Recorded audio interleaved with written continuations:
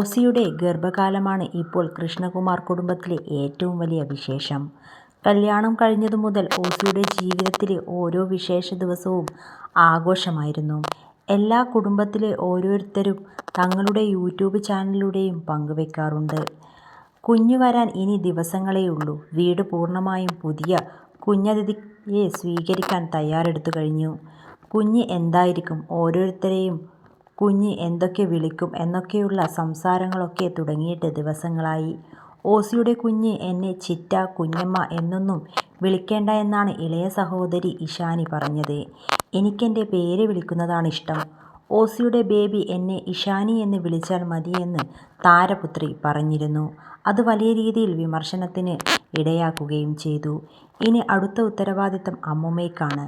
ഞാനൊരു അമ്മൂമ്മയാകാൻ പോകുന്നുവെന്ന ഫീൽ ഇതുവരെ തനിക്കുണ്ടായിട്ടില്ല എന്ന് സിന്ധു കൃഷ്ണയും പറയുന്നു.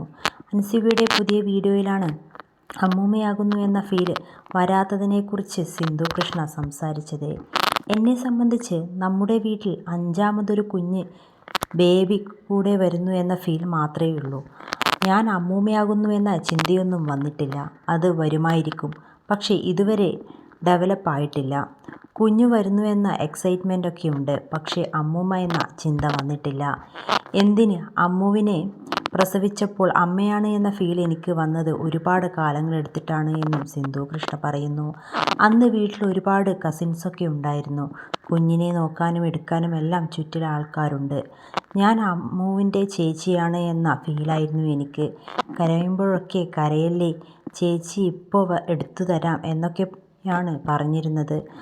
അതൊക്കെ മാറാൻ കുറച്ച് സമയമെടുത്തു. പിന്നെ 4 മക്കളുടെ അമ്മയായി. ഇന്ന് ഞാൻ അറിയപ്പെടുന്നത് തന്നെ സിന്ധു അമ്മ എന്നാണ്. അതുപോലെ അമ്മൂമ്മ എന്ന സ്ഥാനവും എനിക്ക് സ്വയം തോന്നുന്ന സമയം വരുമായിരിക്കുമെന്ന് സിന്ധു പറയുന്നു.